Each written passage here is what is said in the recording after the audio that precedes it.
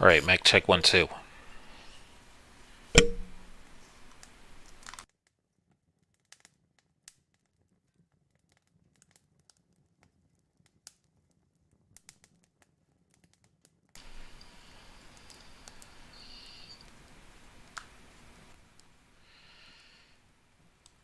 All right, how about? Okay.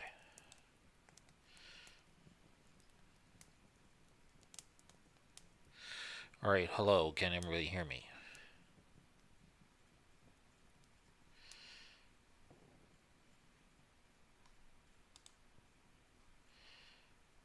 Hang on a second.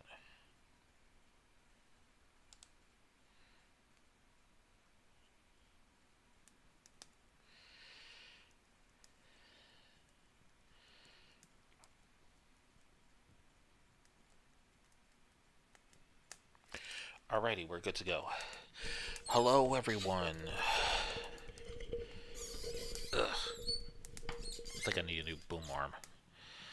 Hello, everyone, and welcome to a new episode of Stories After Dark, the live stream where I narrate your favorite creepy pastas and some of your written stories that you submit at my email or at my subreddit. The links are in the pinned comment at the top. And as you know, I am your host, Evil Outcast. It is good to see everybody again. I have missed all of you so much.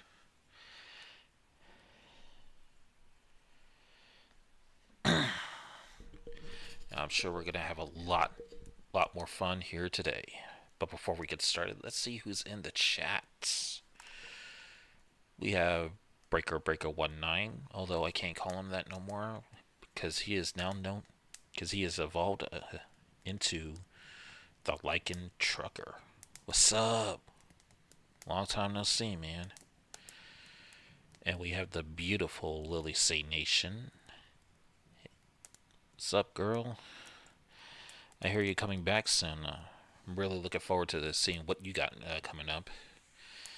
I missed you. Oh, we have Mandy Mortem here. What's up? I might fall asleep any minute, but I just wanted to say hello. Well, in case you do hear this while you're asleep, thank you for stopping by. And we have Princess Dragon Ketchner. What's up? Welcome. Welcome, all of you. And we have Torment of Gloom. What's up? I don't think I've seen you here before, but just in case you're new, welcome to the stream. And we have my man, Subject Illuminate. What's up? Hey, Evil. I just got back from work. Gonna take a quick shower at first and get a little high. Rough day. Ooh, sounds like a rough day. And aw, that goes to you, Lily. Oh, we have Cool Cat. What's up? It's been a long time since I've seen you too. Anyways, I'm gonna be sharing this all around since my dumbass didn't do it or didn't do a delay or whatever like I normally do to share my stream around. But if y'all want, you can help me share my stream with everybody you know. It'll help out a lot.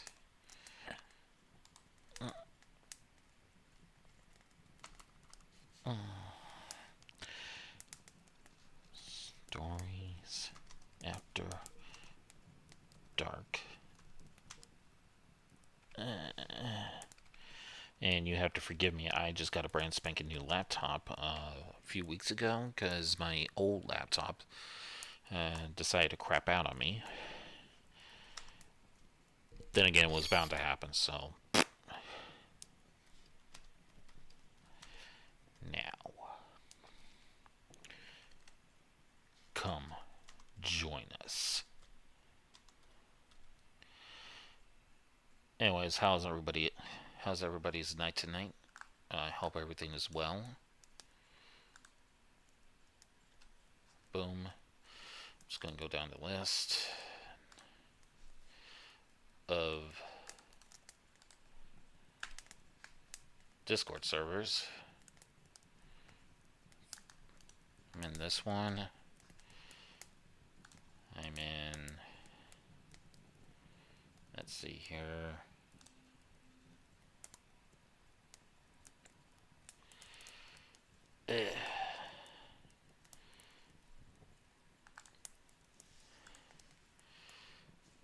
But yeah, that's why I like to put on a spawn delay for and so that way I can be able to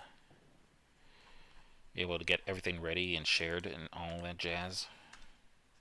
But because I got a new computer, that means new programs, and as you can see, I am now streaming with Streamlabs.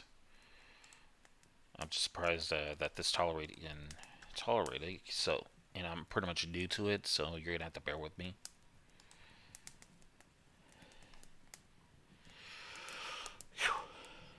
Man, I'm just so excited to be live and seeing all you again.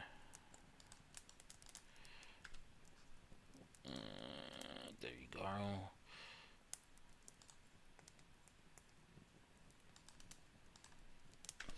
You get one.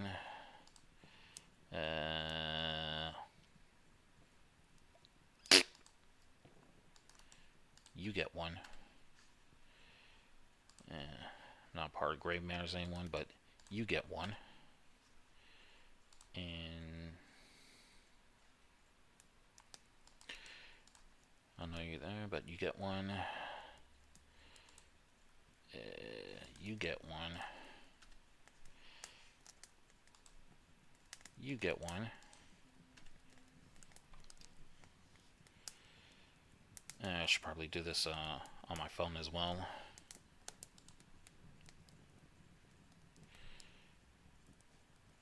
Hey, where'd you go? Oh no. Alright.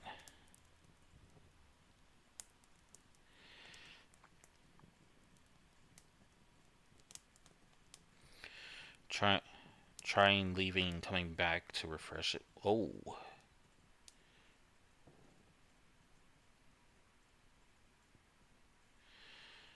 Boy. Sounds like Breaker's having technical issues. Man, I hope you come back soon, man. I don't want you to miss everything. That sucks.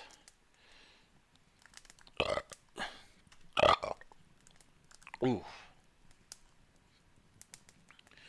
Yuck. Pizza burps.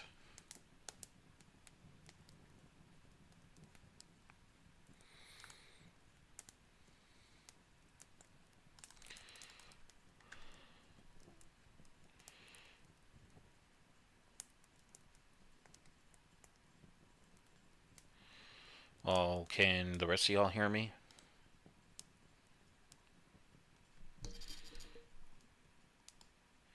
Mecca like a high, mecca hidey ho. Can y'all hear me? If y'all having problems with your live chat, please try refreshing it.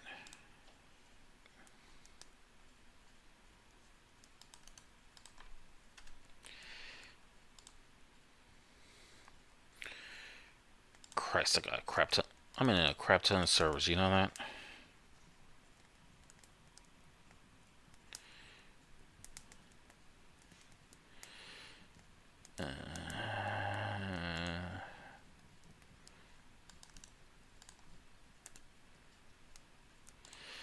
Post.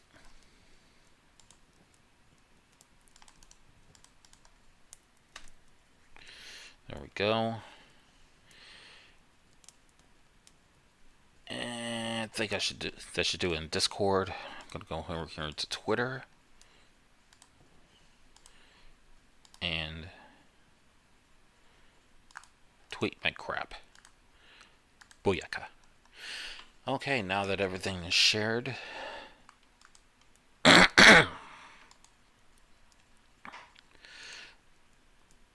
let's move on to our first story. First, I gotta get something to drink.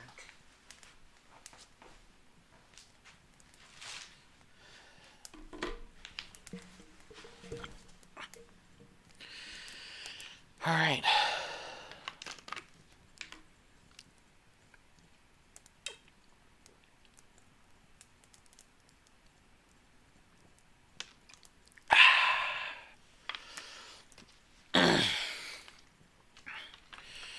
All right. Had to drink some water with a little bit of Mio.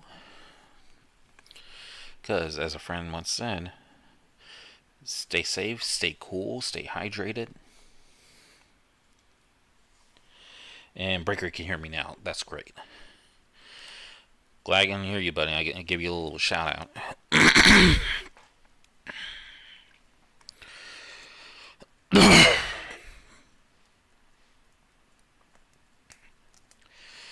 All right. Now that everybody's. All right. Now that everything is settled and shared, we're gonna move on to our first story. This is in the Creepypasta Wikia. And of course, there's no author name or whatever. That's bad. But whoever you are, I hope you know I enjoyed this story back when it was narrated by someone else, and I wanted to do it for my channel, but never got a chance. But here we are now. Put my windscreen down just to be more professional. The story is called The Whistling Lawyer.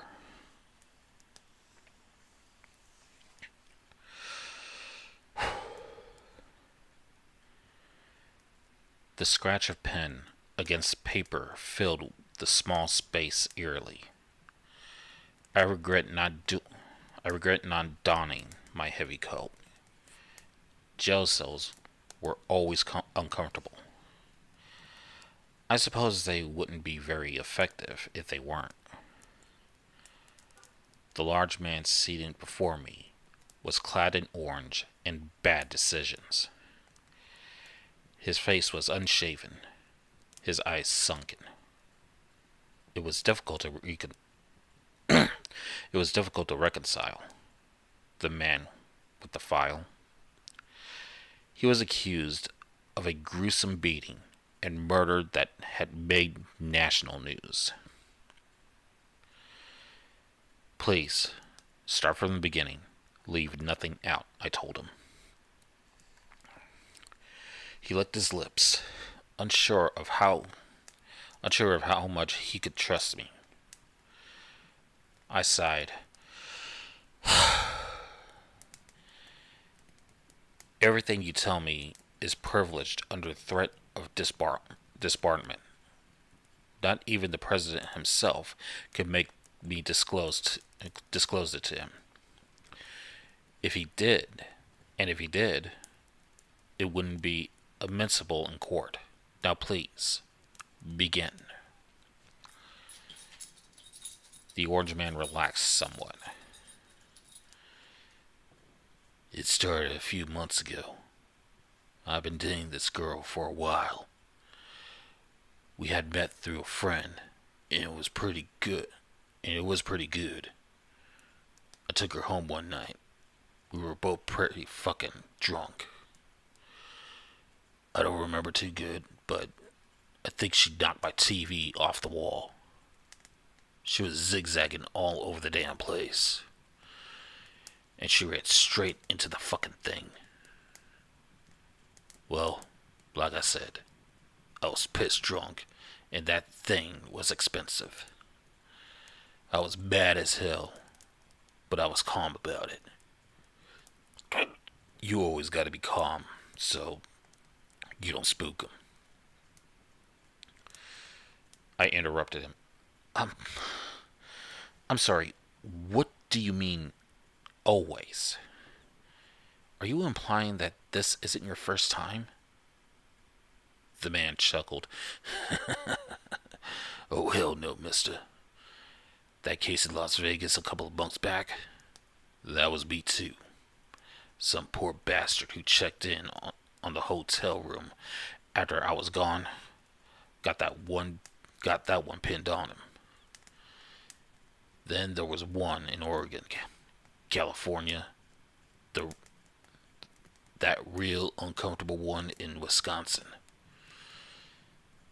It's not my first rodeo. I nodded. People in my line of work are difficult to shock. I'm sorry, I interrupted you. The man cleared. I'm sorry, I interrupted you. The man cleared his throat.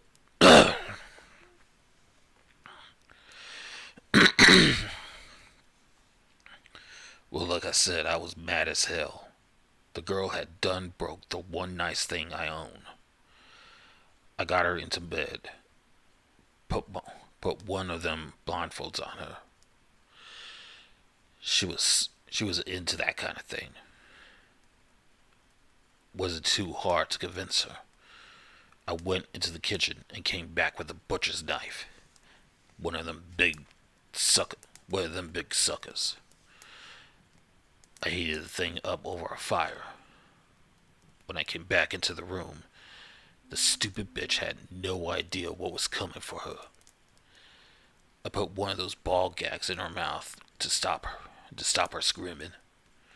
And she was already tied up, so there was no chance of her getting away. The heat of the knife was enough to cauterize the wounds too. No mess. I interrupted again. I'm sorry. If you used a hot knife, why was there blood on the pillow? The man sighed. Well, I ain't too...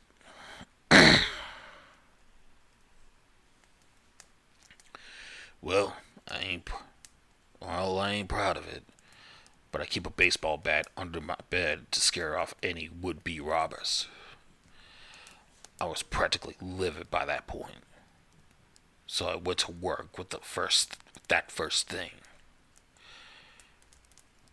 I raised my hand. Be specific, please. Where did you strike her? How hard and how many times? I was taking careful notes. His eyebrows raised. Why in the world would you need to know that? No. Why in the world do you need to know that? I put my pen down for a moment. My job is to know what I need to know. Your job is to tell me. Now answer the question, please. The inmate nodded. I reckon I hit her 2 or 3 times with the handle of the thing on her forehead. And a couple of times each in the legs and arms. Then I set to work with the knife. I carved her arms, legs, and stomach up pretty good. The killing blow was most likely around her rib cage. I went a little too deep. Ended things sooner than I would have liked it. Ended sooner than I would have liked. The scratch of the pen filled the room once more. I picked up my notebook. Would you mind if I read back some of my notes to make sure they're accurate? I asked. The man spreads his hands. By all means. I adjusted my glasses. You began with 2 blows to the forehead, then 2 on the upper extremities, followed by superficial cutting injuries with a heated knife to each limb. And the stomach. When you reached the rib cage, you accidentally applied too much pressure and stopped her heart. I looked up questioningly. Is that correct? Sounds about right to me, he replied. I stood, took my notepad with me. Wait here. I will be back shortly. I left the room, returned minutes later with a guard and release papers. I paid your bail, I addressed him. That's mighty kind of you, he said genuinely. The policeman wrestled with the rusty iron lock for a moment, and then pulled it open. The prisoner fell in step behind me, and we passed through the second set of doors, controlled by an electronic lock. The hallway was long and empty. Our footsteps echoed eerily. Once the man's personal items had been returned, I took him to my car. I've rented a hotel room. You'll stay there with me tonight.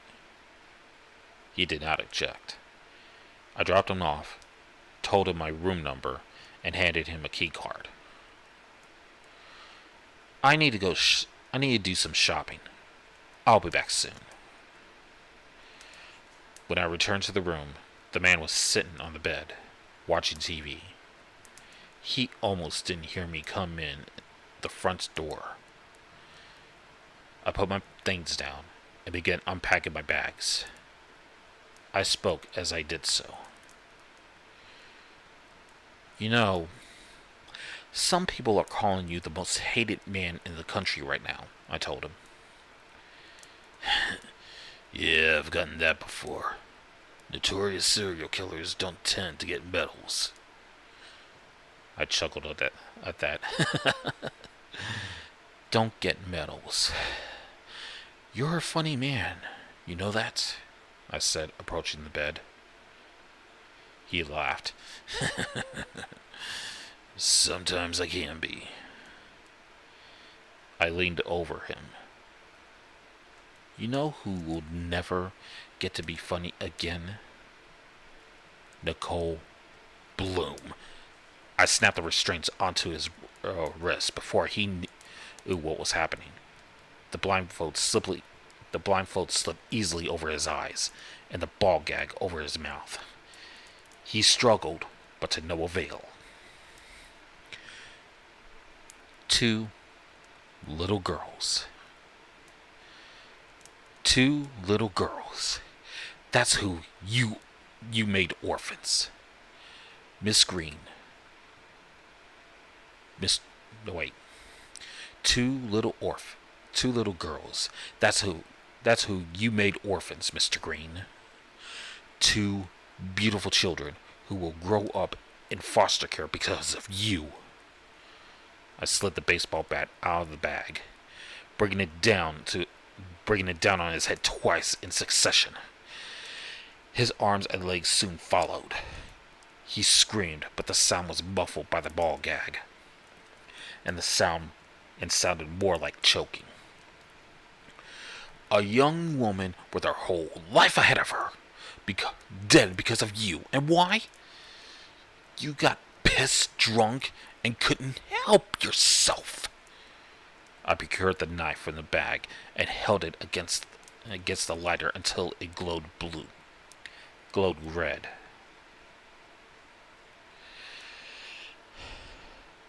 Why should she be dead while you crack jokes? I parted the skin on his leg, but was careful not to press too deeply. Slowly and methodically, I dragged it across his limbs, leaving scalded marks and the smell of burnt flesh in its wake. His screams had turned into shrill shrieks, and his thrashing had reached fish-out-of-water proportions. Don't worry, Fred. It's almost over. I smiled.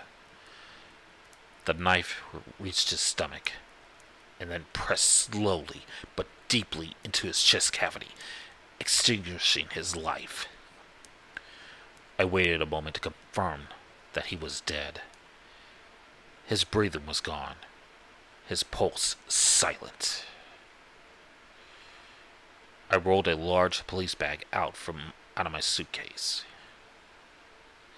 No, I rolled a large police bag out from my suitcase and hauled the body into it.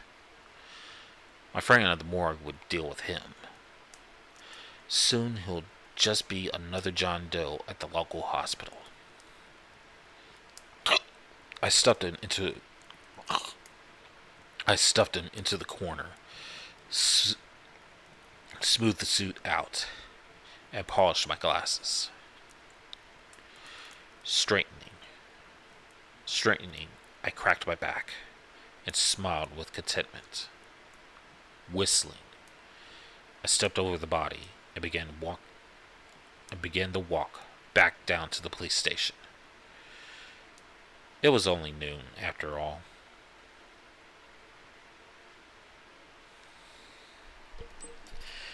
The end. So guys, what'd you think? What'd you think of it? Of our first story tonight?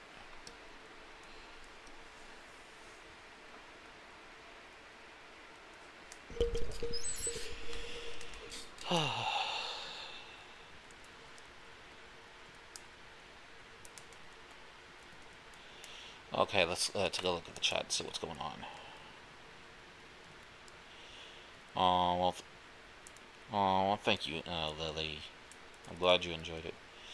Hey, creepy clown girl, what's up? Welcome. Nah, you didn't.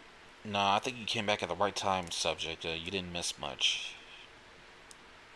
I hope you enjoyed it.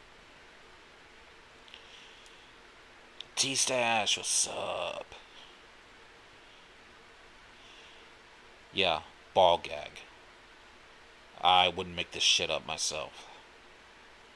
Or would I?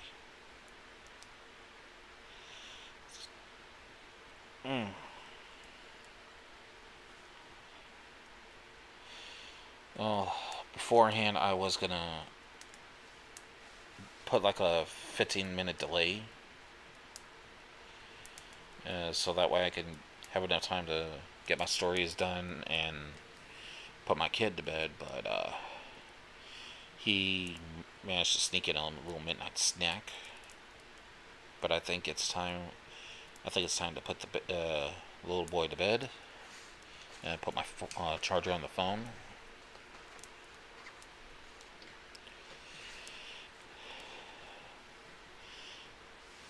So I will be right back. And like I said, if you see the pinned comment in the chat, if you have any stories that or poems you would like me to narrate, please feel free to email me or submit them to my subreddit. And I will be right back.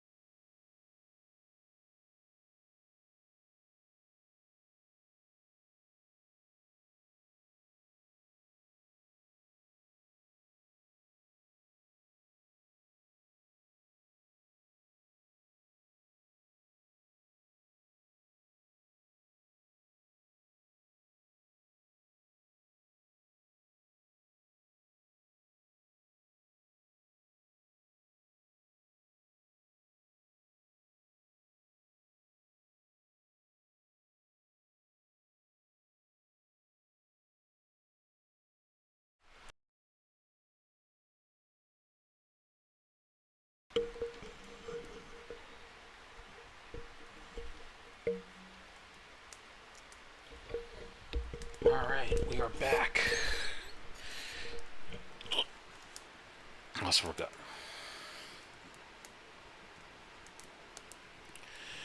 forgot. That I had to go to the bathroom. Because I'm not going to be able to hold it throughout the whole, well, however long I'm going to be streaming. Lily says, me too.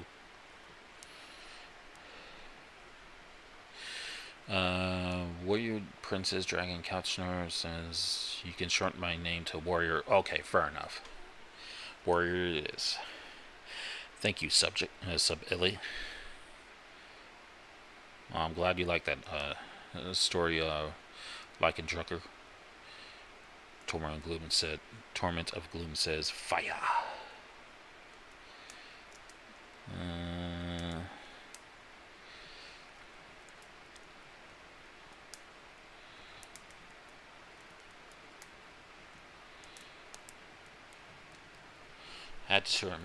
Had to turn my Bluetooth off to be able to hear.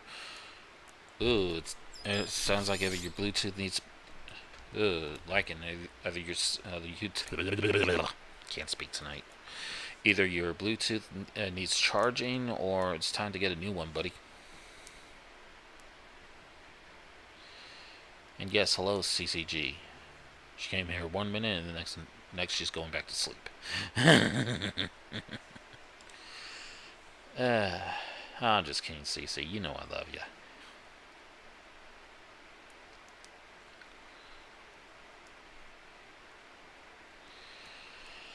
Alright.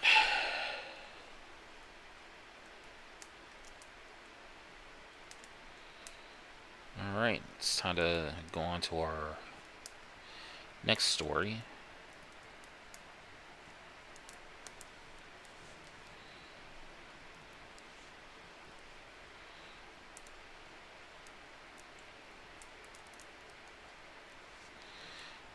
If I can find it. There it is. This is actually a classic. Classic that was read by Mr. Creepypasta himself. And tonight I'm bringing it back. I had to use speech to text. Aw. I hate speech to text. They always get everything wrong. Oh. Hey, Gamma Akutabi. What's up? And here's Fifth Horseman Insanity. What's up? You seem familiar, Horseman. I'm gonna keep an eye on you. But for now, we're gonna delve into our next story. It's gonna be a short one.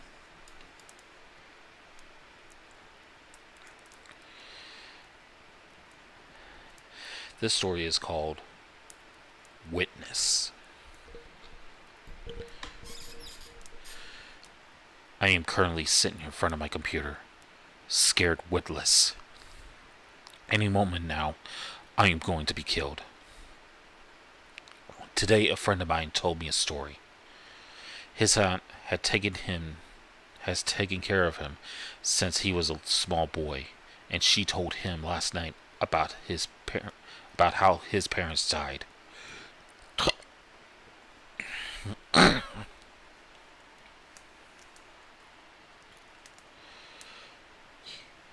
He did a very fair imitation of her. I knew both of them pretty well. They were doing mission work in some nasty little South American country where a man burst into the mission hospital one night, terrified out of his mind. He told him that his sister had been killed by a muerte blanco, and that he was certain that it was coming for him next. It was a muerte blanco. Apparently, it was some sort of boogeyman, something like that, dumb chupacabra or whatever. They called it the White Death or the White Girl because It was the soul of someone who hated life so much that they came back, that they came back in their shrouds to kill those who had told older them. The man had been told about the vengeful spirit by his sister hours before her death. It was a girl with dead black eyes that wept bile. That wept bile. The thing moved without ever actually moving its legs, and stalked its victims back to their homes. Now, if you weren't already aware of this thing was following you, once you got back to your house, it would stop knocking on your door. Once for your skin, which she used to patch her own decaying flesh. Twice for your muscles, which she gnashed her teeth on between victims. 3 times for your bones, which she'll make knives to pick her teeth and kill her victims. 4 times for your heart, which she'll wear around her neck. 5 times for your teeth, which she'll polish and keep in a box. 6 times for your eyes, which she'll see the faces of your loved ones through. 7 times for your soul, which she'll eat whole. You can never pass while you're in her stomach. She has to repeat this on any mirror or door between you and her. You can try to outrun her, but she's faster than the fastest man. And if you leave your home while she's knocking on your door, she won't be so courteous when she catches up to you. Now the man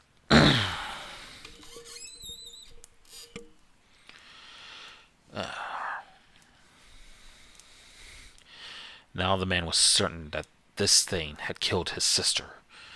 That he tried to tell the police, but they would not listen. Next he tried to tell his priest, but the priest turned him away when he saw that the thing was following him now. Oh, that's right. I forgot about that. It can only get you if you tell someone else about it, or you saw it kill someone else. The man, after finishing his tale, stole a car from the mission and was never seen again. Apparently his mother and father had immediately called his aunt about this when it happened. They were found in the morning, skinned and dismembered. Their bodies were covered in tiny, childlike handprints. His aunt was really drunk the night before and had told him about that. He told me this story early in the morning today at school. Before the cops arrived, his aunt had been murdered that night. I called him later that night, and he told me that he was being chased by someone, and now they were knocking on his door. I told him to stop shitting me. He held the phone away from his face for a minute, and I could hear slow, deliberating knocks. A moment later, I heard the door rip from its hinges and the dying screams of my friend. Then the little girl's voice spoke over the line. Witness. I hung up. 3 minutes ago, someone started kicking down on my door.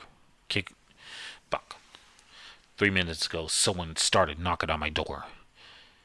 She has to knock 28 times on my front door, 28 times on the mirror in the hall, and another 28 times on the door to my bedroom. She's doing it slowly. I think she wants to scare me some more. Let me know that my death is just moments away.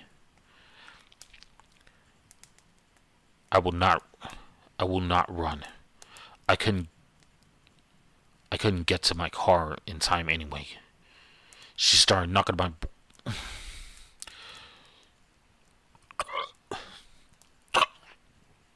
She started knocking on my bedroom door a minute ago. She should be done any moment. Nice knowing you guys. It's been fun.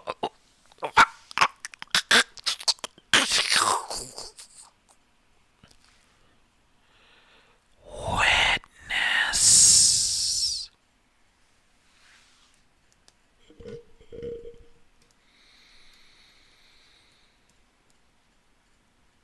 Him.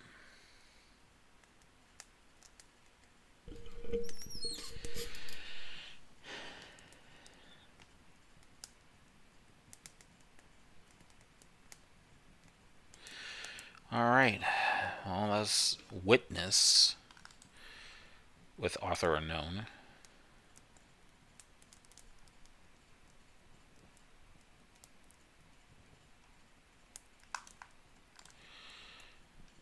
Shit, what did I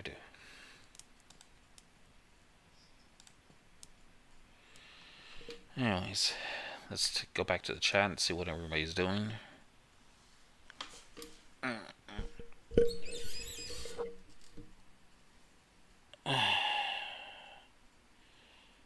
We'll go back to over here where it says the meds I took make me drowsy. She also told me welcome back. Oh yeah, we've already been here.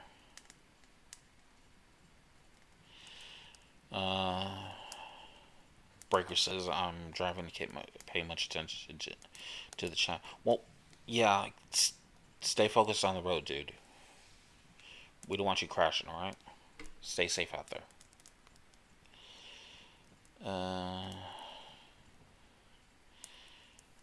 Mario says I've been trying to get into our friends' live streams. Sub Ellie says got some decaf in one hand and weed vape in the other. May immerse the experience.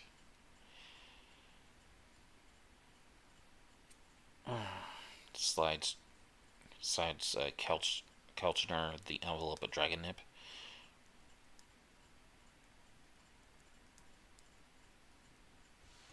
I'm on to you.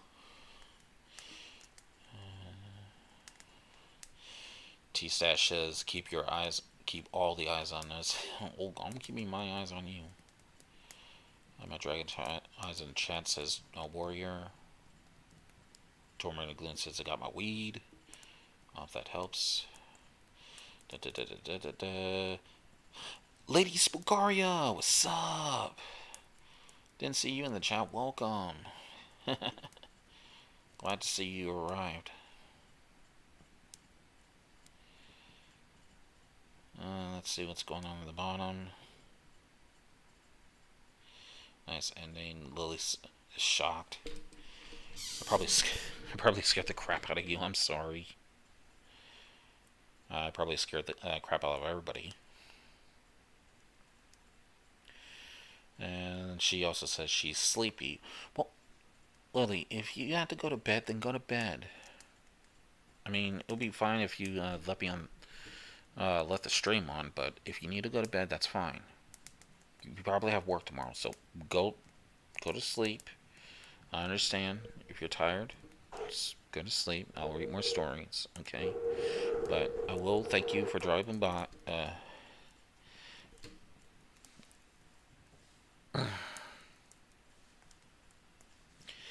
For coming by and listening in.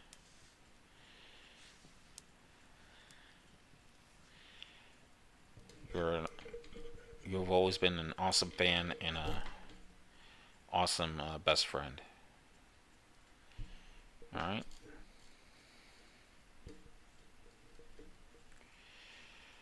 But yeah, I'm serious. Breaker. Be careful out there in the road. Okay.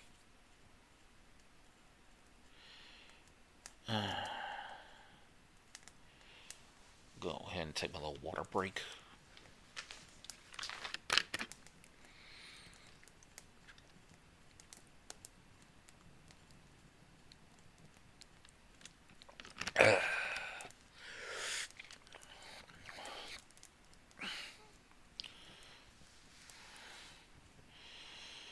Lily says, I'll try to hang in there. Are you sure? Alright. Now, if I don't hear anything, it's time the stream's over, don't say I didn't tell you so.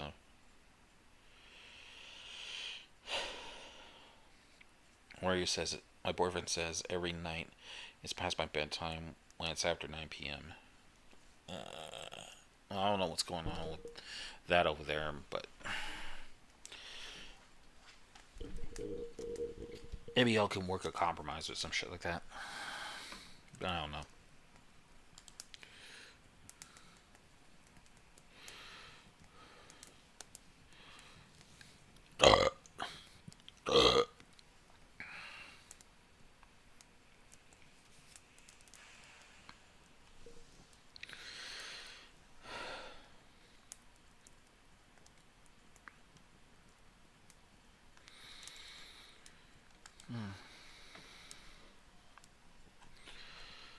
Alright, let's get into our next story.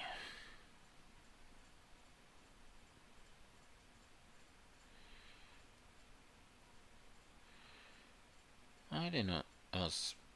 Spirit Voices did a story. I'll have to ask her. Ask her.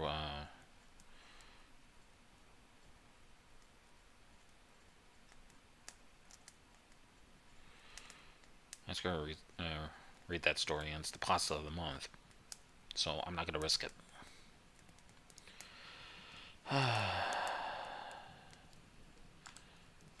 Well, let's get on to our next story.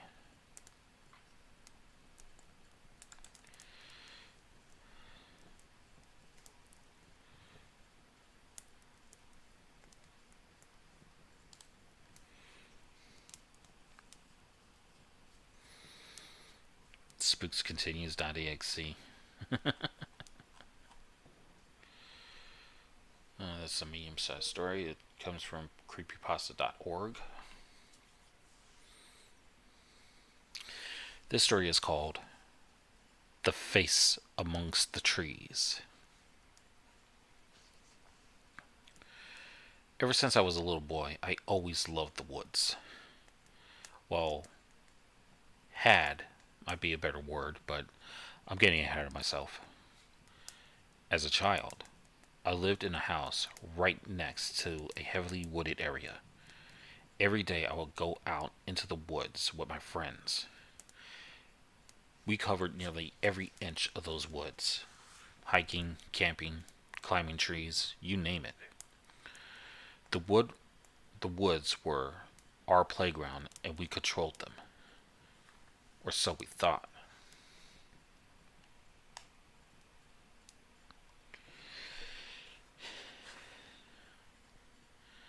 Thinking back, I remember as we ran around the forest. Out of the corner of my eye, I could see something quickly fleeting between trees next to us, next to me. I put it off as my eyes playing tricks on me. Oh, I've been wanting to do this. I put it off as my eyes playing tricks on me, like Bushwick Bill. Other times, when I was camping with my friends and we were sitting around the fire, just out of the firelight, I could have sworn I saw a silhouette of something. When I turned away to get my friend's attention to look at the thing, it was gone. When I looked back, not a sound had been made. My friends laughed at me, joked that I was scared of the dark. I laughed with them, assuring myself that it was simply a trick of the light or something.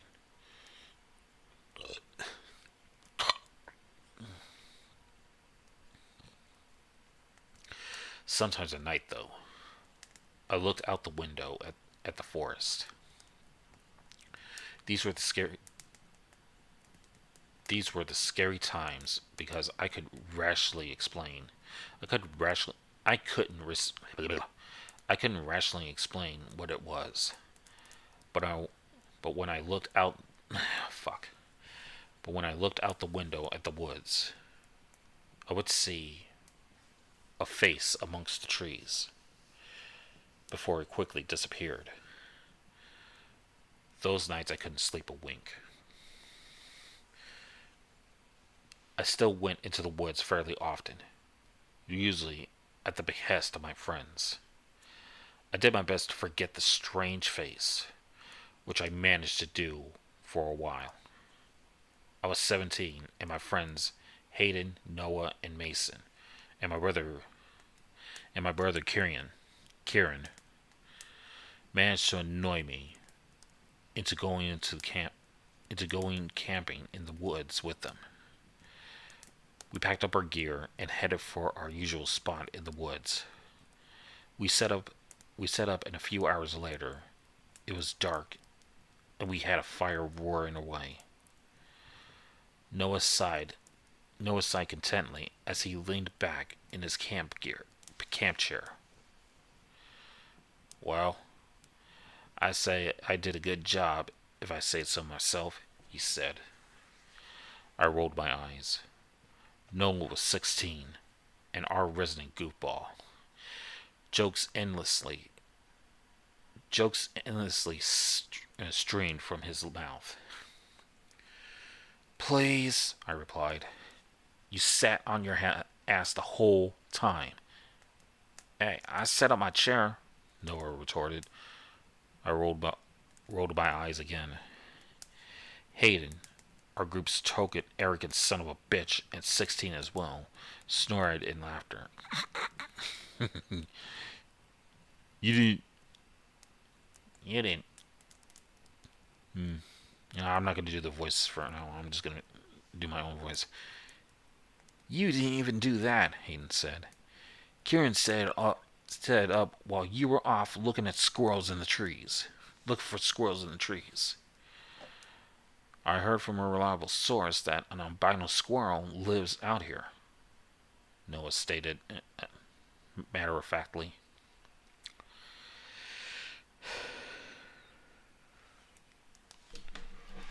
Gotta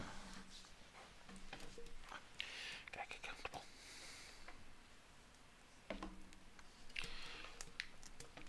Curtis is not a reliable source. Mason. Curtis is not a reliable source, Mason cut in, using air quotes as he said reliable source. Mason was a funny athletic kid and one of the youngest in our group at age 15. The guy is so high most of the time, he might have seen a unicorn and believed it, he continued. Noah hesitated. He actually told me he saw one over by the river. We all burst out laughing. Kieran, the youngest at 14, gave Noah a sarcastic thumbs up as Noah glared at us. You're such a dumbass, my brother told him. Noah grumbled under his breath as he crossed his arms. Let's just roast some marshmallows, okay? Noah said in a huff, attempting to change the subject. Alright, I replied, still grinning. I reached back behind my chair and groped around for the bag of marshmallows. The others were reaching for their roasting sticks as my fingers brushed not against the plastic bag that held the fluffy orbs, but against something smooth and warm, almost like skin. I yanked my hair away in fear of shock. I heard whatever I had touched skittering off in the trees. I looked at the dark forest around us, but I couldn't see anything. My friends stared at me in confusion. Dude, Mason said after a few tense moments of silence.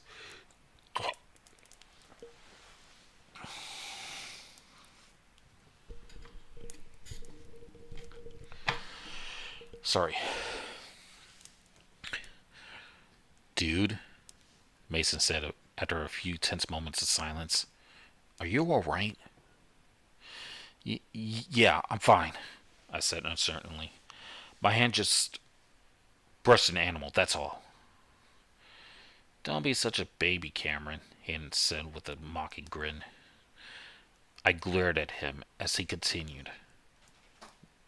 Oh, hang on.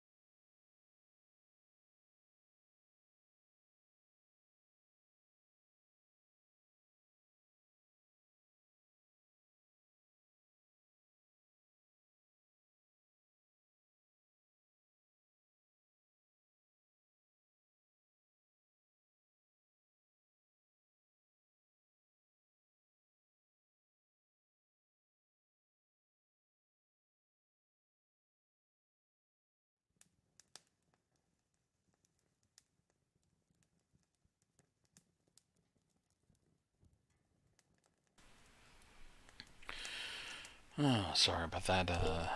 Old people didn't see grasp the concept that they need to go to bed early. Whatever.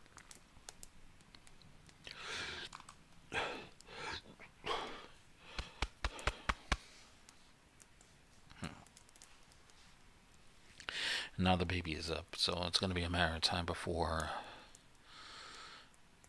Going to be a matter of time before the father gets up to make the baby a bottle. So bear with me. If I go silent for a little bit, I apologize. All right, where was I?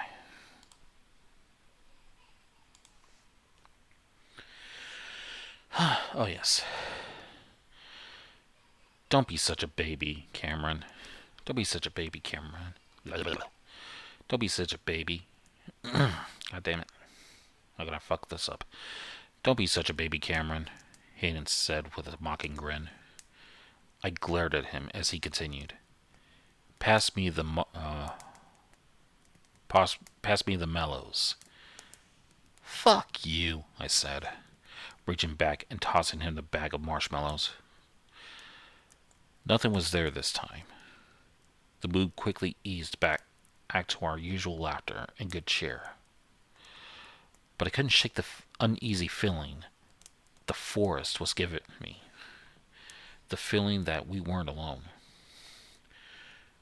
I woke up the next morning to panicked shouts and arguing. Rubbing the sleep from my eyes, I left the tent to see Mason, Kieran, and Noah yelling at each other. What the hell is going on? I asked, annoyed. What the hell is going on? I asked, annoyed. Noah looked at me, a confused, frightened expression on his face. Hayden's gone, he told me, a fearful edge in his tone. What? I asked in bewilderment. Hayden's gone, Noah repeated. Vanished, poofed, disappeared. He could have gone home, I said, trying to bring some rationality to the situation. With all of stuff still here, Mason said, pointing at Hayden's chair and day bag. I blinked in confusion. As I stared the camping gear. You were tenting with him, I said, returning my attention to Noah. He went to bed when we all did. Where'd he go? Last night I heard him leave our tent to take a piss, Noah explained. I went back to sleep right after he left, and he's still not back. Fear was beginning to grip me as I tried to think of what could have happened. Maybe he got lost, I stammered. In the woods? You can't get lost here, Noah said in exasperation. I didn't respond. Look, Kieran cut in. Mason and I will go look for him. You guys pack up while we're gone, alright? Alright, I said with a hesitant nod before adding, be careful. Mason and Kieran nodded in reply before marching off into the trees and out of sight. Noah and I began packing our camp gear. About an hour went by before we finished storing our gear and cleaning up the campsite. I sat down on the stump, bouncing my leg nervously as we waited for Mason and Kieran to come back. A few more minutes had passed when I heard them come back, or more accurately, run back. Their faces were pale in pure terror. Their faces were pale,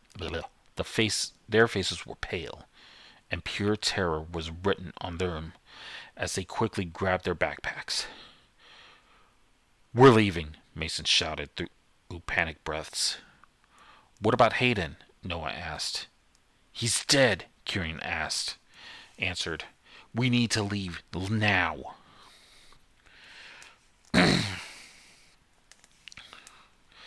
Noah was about to protest, but listened and grabbed his and Hayden's backpacks.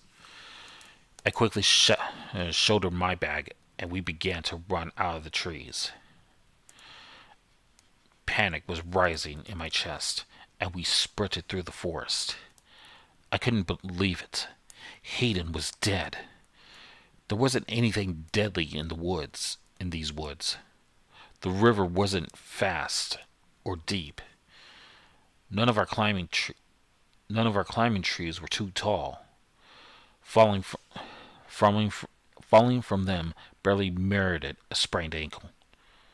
There weren't any bears or wolves in the woods either. Why was he dead?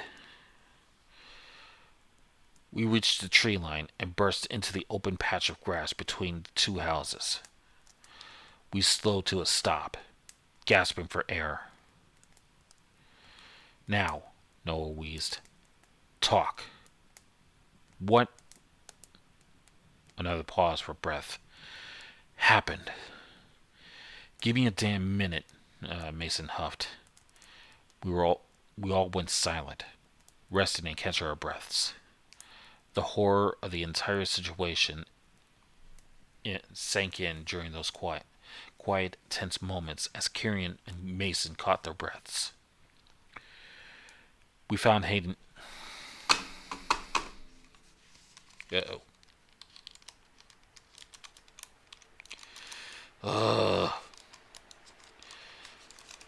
Oh, my mouth's dead. This will do. We found Hayden near the river. Mason explained upon recovering.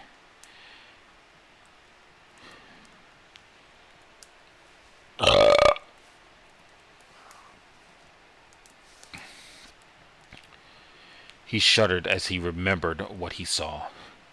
He was impaled on a tree branch. Oh God. His hands were tied up to two other branches above his head, and his fucking intestines. His fucking intestines. His eyes were clawed out, and his face, his face was frozen in the awful look of horror. His shirt had been ripped open and... Oh, God. Mason stopped talking and began to retch. Kieran picked up where he left off. Absolute terror playing on his face. Scratched in his chest were the words, "Wrong one." Both of us threw up on the spot before running back to the campsite. Noah was pale, his face in an even more fearful expression than Mason and Kieran. We all sat in silence before Noah spoke again. Fuck, he said.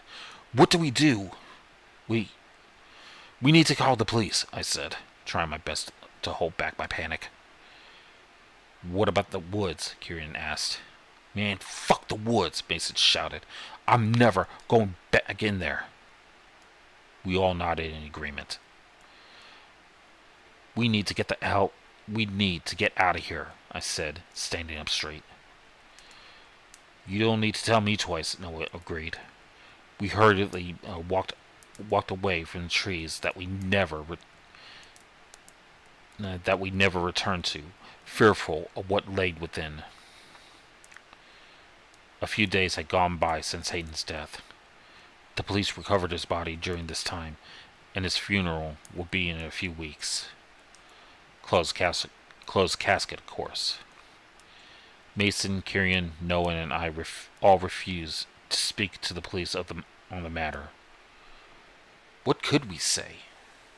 We had no idea what happened. We were originally suspects for his murder until his autopsy. There was no evidence that anyone had killed him. No DNA was present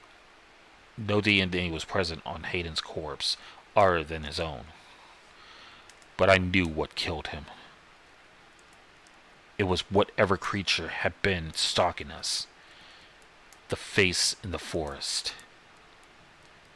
And I know what wrong one means now.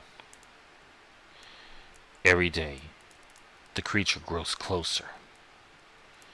I can tell what it looks like now. Hairless, gray, malted skin, long, gangly limbs that ended hands and feet with razor-sharp nails, and a long, thin head with sunken black eyes that never blink. I lock my windows and doors every night, and sometimes I can hear it scratching at the glass of my window pane. It wants in. It wants me. And when it growls impatient enough, nothing will stop it. Nothing would stop the face amongst the trees from taking me.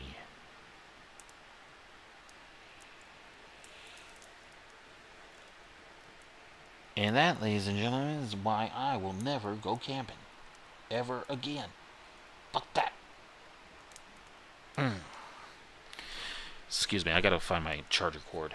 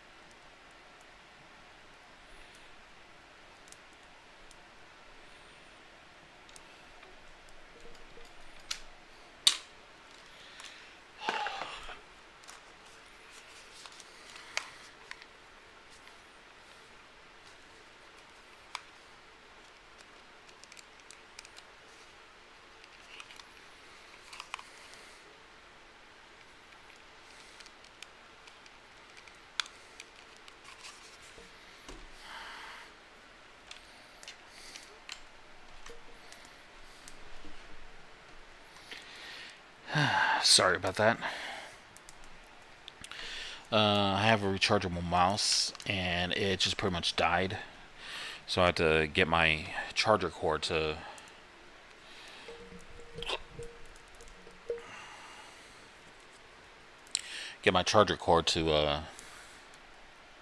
recharge it. Oh, we have PA Nightmare. What's up, man? Glad you make it out here. Oh, in case y'all haven't done it yet, be sure to leave a like for this stream and share this with everybody you know. And for those of you who haven't, don't forget to subscribe and hit that and Katana slash that bell for notifications on the next upload, which I should be starting very soon. We cannot be on this slump anymore. I'm going to try to get back into making videos again. I don't know when. I'm probably going to have to do it late at night with a partner of mine.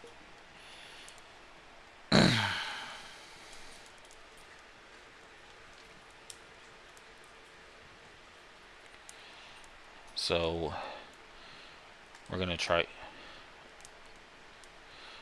very hard to get some content out for you.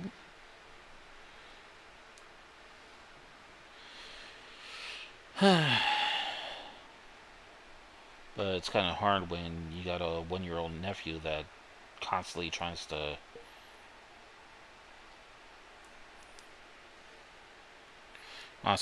to destroy your stuff, you know?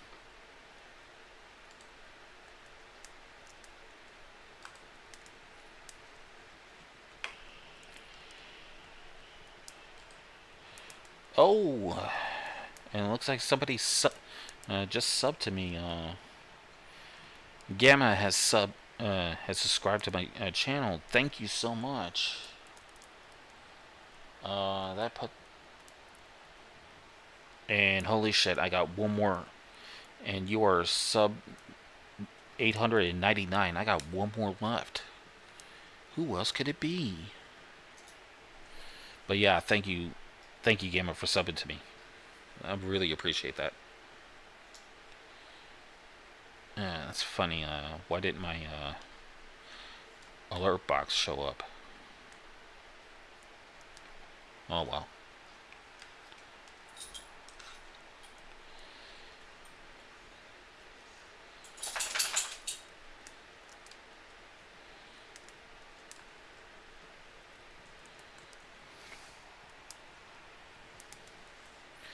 Still trying to figure Streamlabs out, but yeah. Yes, Warrior, you did slip a while back, and thank you very much.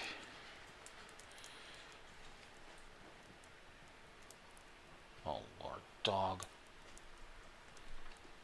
Duke, no. Go lay down. Duke, go lay down. Thank you. Sorry, you have to excuse me. My dogs are awake. They're not my dogs. They're my ex-girlfriend's dogs. But anyways, happy day.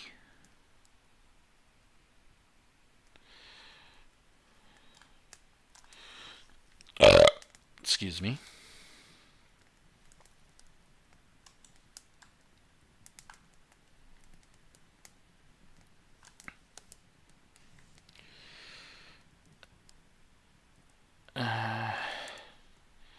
Don't really need this mini feed, so we'll take that out.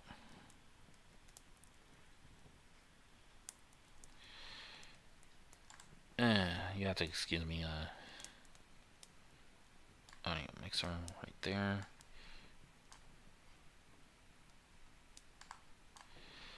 There we go. And we've been streaming for an hour and 21 minutes. That seems to be good. I mean, this will be a good cutoff point, but I think we have enough time for a few more stories. What do you think?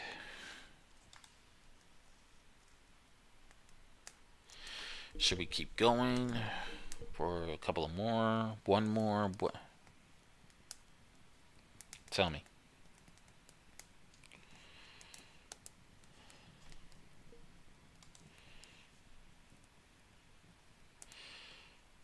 And we got 5 watchers right now. Only got 11 likes. Oh my. I am definitely loving these numbers.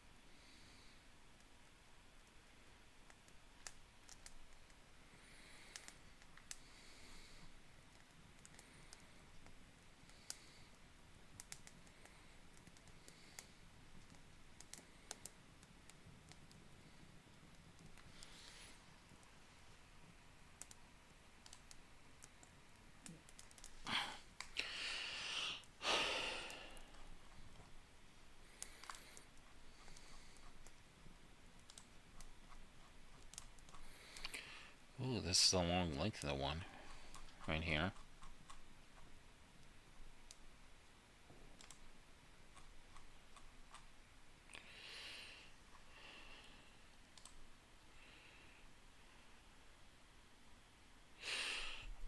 Oh, okay, okay, Lily, thank you for stopping by, you have a good sleep, okay? Sweet dreams. Thank you for coming by.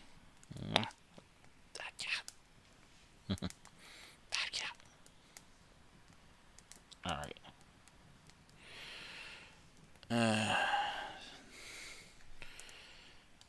This seems like a lengthy one.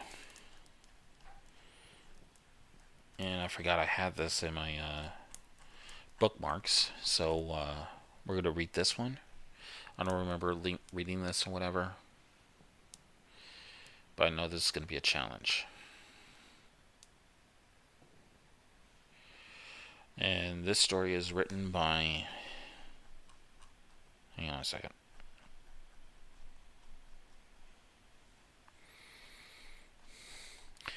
Taking a long time scrolling down. This story is written by M. Via. I can't pronounce it to save my life, but this is the name of the author. If y'all can pronounce it for me, I'd be much obliged.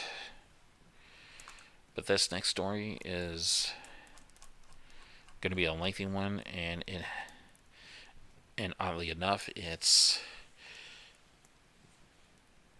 named after, but has nothing to do with an album made by Nine Inch Nails.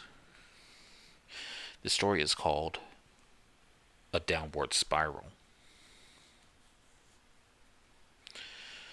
Calls from the Edge. My family shouldn't have to put up with me. They're good people. Solid, happy. Sometimes when I'm with them, I think I'm on television. Ned Vizzini. You have 12 new messages. First message received Tuesday at 11:43 p.m. Hey, bro. I know it's late, but I thought I'd see if I could catch you before you went to bed. It's been a couple of weeks since we last talked. I was hoping to catch up with you some. Looks like I just missed you. I'll try calling you another day. Don't worry about calling back right this instant. Commence the game of phone tag. Love you. Bye. Next message received Tuesday at 11:45 p.m. Hey, sorry, man. Almost forgot about Mom's birthday. It's in a couple of days, so we should have probably talked about what we're going to get her. I think she really liked the lavender accentuated winter roses we got her last year. Maybe we should both chip in and get them sent to her again on the day of her birthday. Try to think about what message you want written on the card and call me back when you get this, as we should probably be ordering those in the next couple of days or so, before it's too late.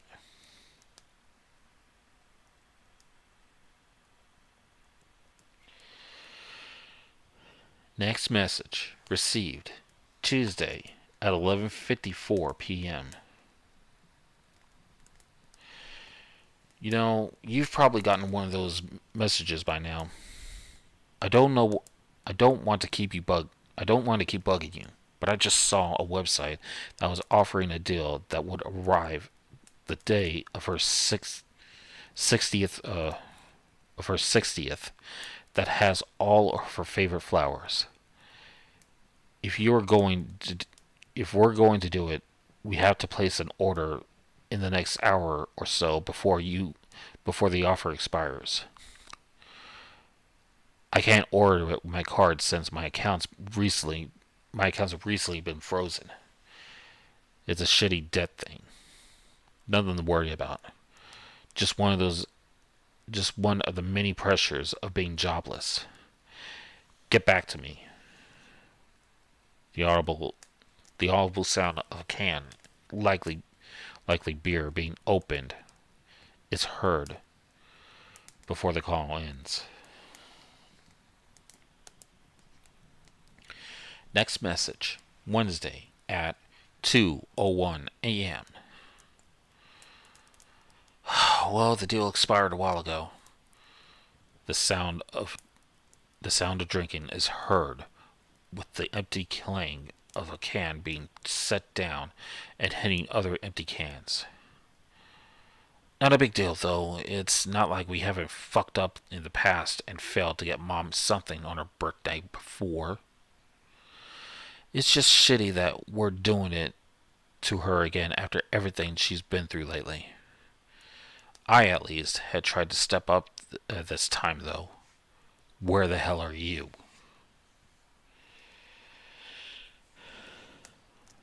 Next message at Wednesday at Next message received Wednesday at 2:57 a.m.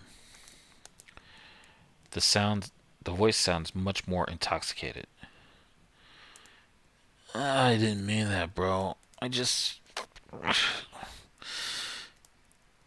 just things have been kind of rough for me lately. It hasn't been easy since I got laid off, you know? I just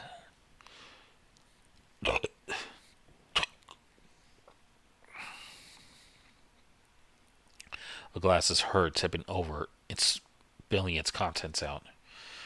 Just was looking for someone to talk to. I really appreciate it if you got back to me. I know you got work and everything, but I could just really talk to someone right now. Call me back when you get this. Next message received Wednesday at 3:32 a.m. So I was thinking about much of a whiny bitch I sounded like with that last call. I didn't mean to come off that way. It's just been so fucked up lately. I've been drinking.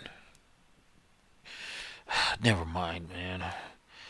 You don't want to hear this. I didn't mean to drop all of this on you, so son.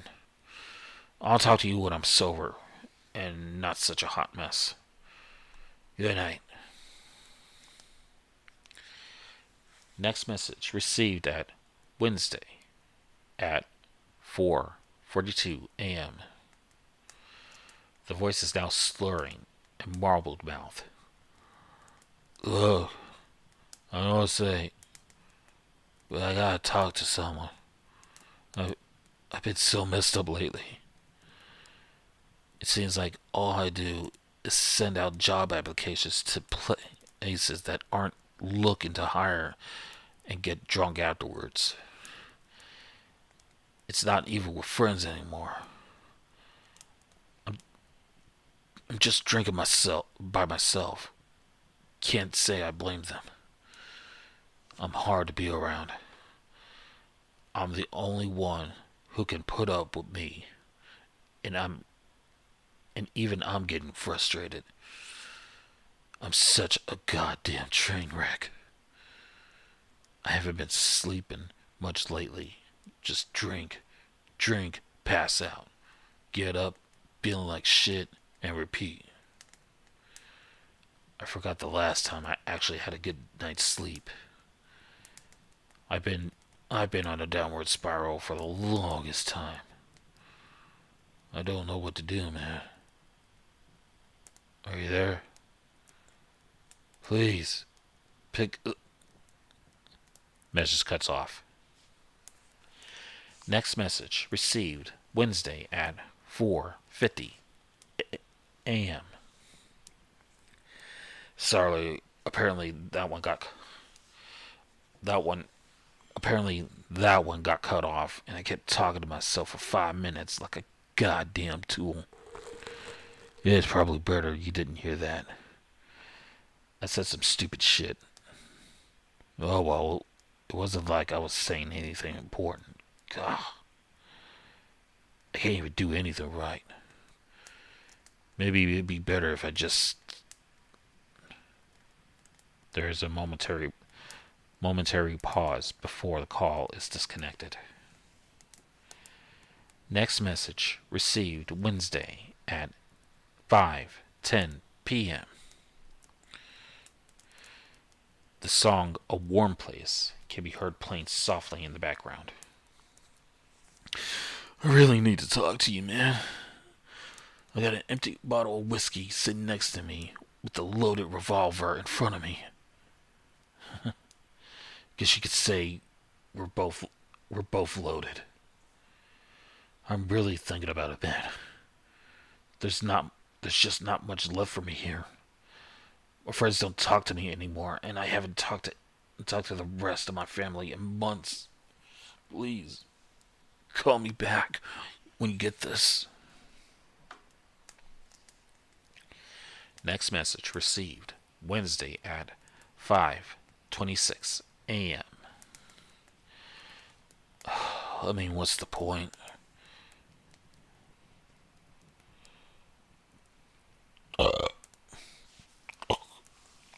Oh shit. I mean, what's the point? I've been drinking for the past couple of hours. Got sick. Tried to judge myself. Failed. It's my last night here on this earth, and I don't have shit to do. I'm so goddamn bored. How sad is this? Only a couple of hours left, and all I could think to do is get plastered and have a go at myself. I even failed at that. God, I'm such a failure. I can't seem to do anything right. I'm fucking miserable right now, bro. I'm sorry. I know you don't want to hear this. I'm a shit show. I think it's time. I love you. Next message received Wednesday at 5:35 a.m. I had it in my mouth, man. It tastes metallic and cold. I focused on it just to see if I could still feel something. I couldn't. He sobs into the phone, but holds the revolver away so as to muffle the noise. There's just no point in it anymore. Every time I touch, it gets so fucked up. I can't do it anymore. I can't keep hurting people. I've already done too much damage. It'd be better off for everyone if I wasn't here. I'm sorry. I guess this is goodbye. Next message received at Wednesday at 6:10 a.m. The sound's much more sober. I'm sitting out on the back balcony now. I'm pretty sure the sun is going to rise at any moment. I just want to say that one more time. I managed to contact the local florist who should deliver the winter roses by Mom's birthday. I'm still going to do it. I just wanted to see if I could reach you before then. Are you there? I think it's time for me to go. I love you. I'm sorry. You there? Tell Mom that I'm sorry. The sun's rising. Are you listening? I better do it before someone walks by. Goodbye. Hello? Oh, I shouldn't have dumped all this on you. Okay, I love you, man. Okay. I love you, man. A hammer can be heard being fanged back before the call disconnected. Message erased at 6. Messages erased at 6:31 a.m. A helping hand. The history of melancholia includes all of us. Charles Bukwatsky.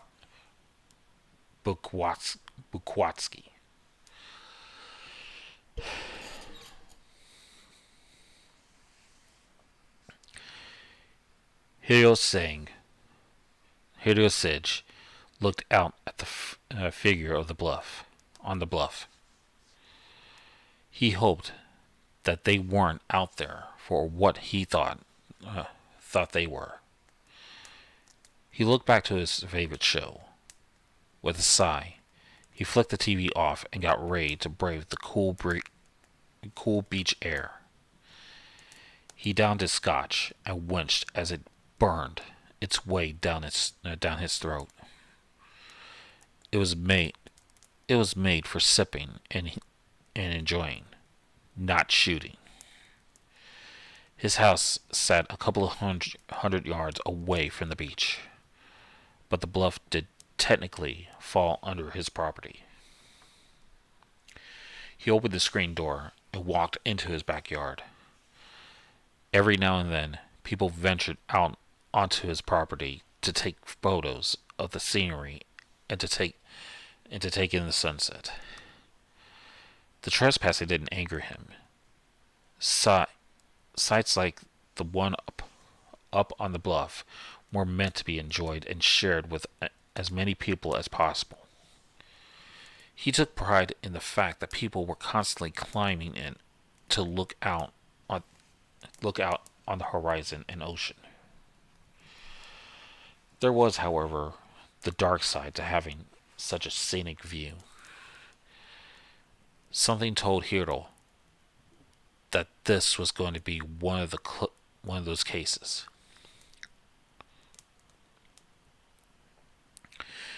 Every once in a while, people will walk onto his property and climb the bluff. When they reached the top, they would throw themselves off and plunge into the shallow sea below. People rarely came out here so late at night to enjoy the view. As much as he hated it, this beautiful area was often used to commit suicide. It was about 100-foot drop into shallow rocky water. Those that managed to survive the fall and missed the larger rocks would likely have their bones broken on impact with the water, and would be swallowed by the great below. As much as Hiro hated it,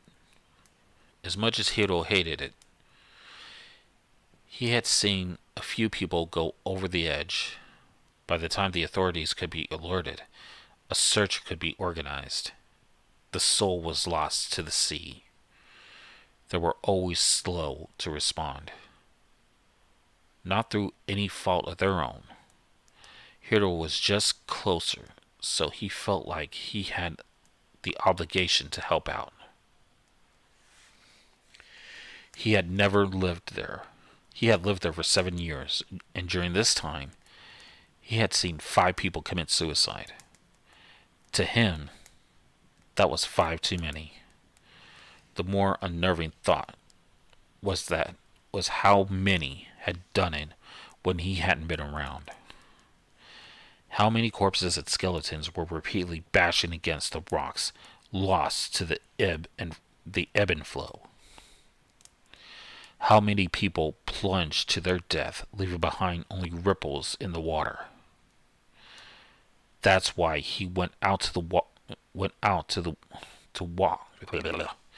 That's why he went out to talk to them every opportunity he got. He didn't know how many people he talked down off the precipice. He didn't know how many people he talked down off the precipice. He honestly stopped keeping count. It didn't feel right to him. He began the climb towards the figure. The man got closer. He could see the person clearly. The figure was female. Her brunette hair was buffeted by the wind and almost seemed silhouetted by the moon. She was almost ghostly pale. From what Hiro could make out, she was average looking. Not beautiful, but certainly not ugly. She had a plainness to her that would have been appealing her that would have been appealing were he a couple of decades younger.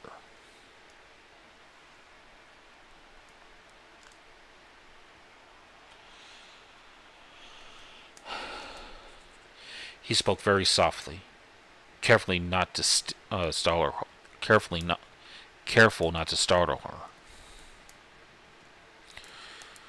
The moon looks beautiful on the water. He had talked to a number of people and found it best not to jump right into trying to talk them off the ledge. She turned and gasped, gently caught off guard by his sudden appearance. She stammered. "Oh, what are you doing out here?" "I like to climb the bluff every now and then and enjoy the smoke." He patted his pockets and groaned. "Which I left back at my house. Would you mind keeping an old man company and come walk with me? Nights like these are best shared. I'll even bum one if you want." She looked at him quizzically and responded, "You go on ahead. I'm going to enjoy this for a few more minutes, and then I'll probably head off. Sorry if I'm trespassing or anything." "Oh, don't worry. I don't mind at all. I'll keep you company for a bit." "I prefer to be alone." "I hate to do this, but can we drop the act? I know why you're out here. People don't usually climb the bluff on cold and windy nights unless they are thinking of jumping. I'm not going to call the police or anything like that. I just want to talk a bit. Are you okay with that?" She heaved a sigh and huffed. "Look, I'm not really in the mood for talking." Hero nodded and weighed his options for continuing. I figured you were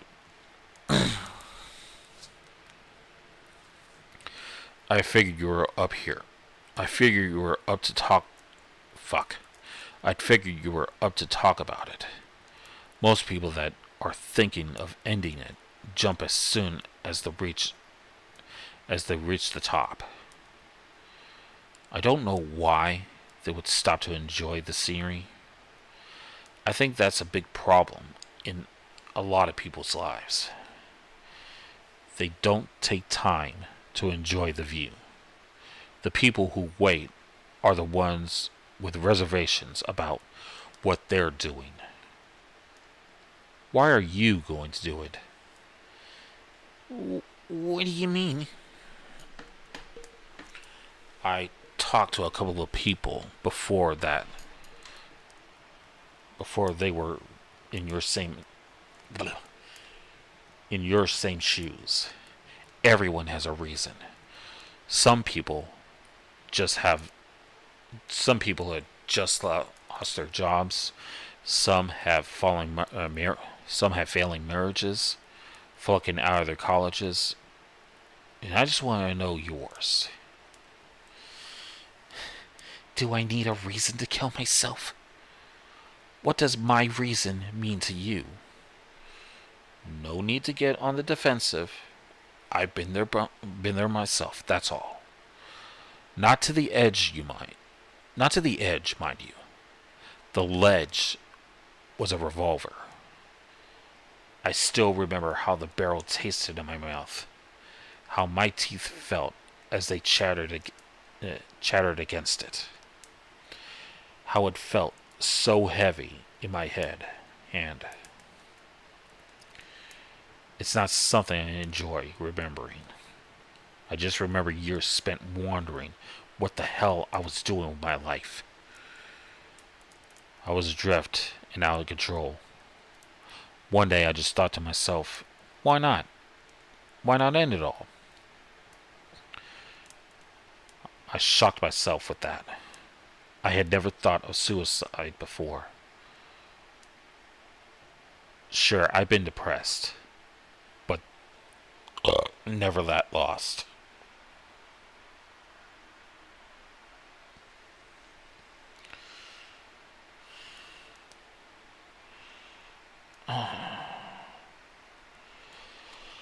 Hirdo took a second to make sure the girl was still listening before he continued. I buried that thought deep. I pretended it didn't exist. But instead of going away, it grew. Not only that, but it began to eat away at me. It was it wormed its way into my head at night and became a bloated and ugly thing. It slowly spread its tendrils out and began to rot me away from the inside. By the time I stole my dad's revolver and stuck it into my mouth, I was ripe with decay.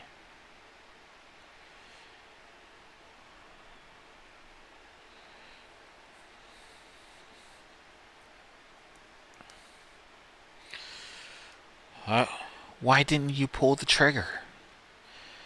I wish I could say I saw the light.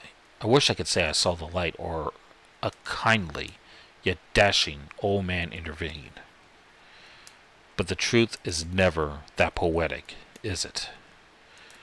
My dog started barking, and I realized he needed to go out. I put the revolver in my coat and took him for a walk.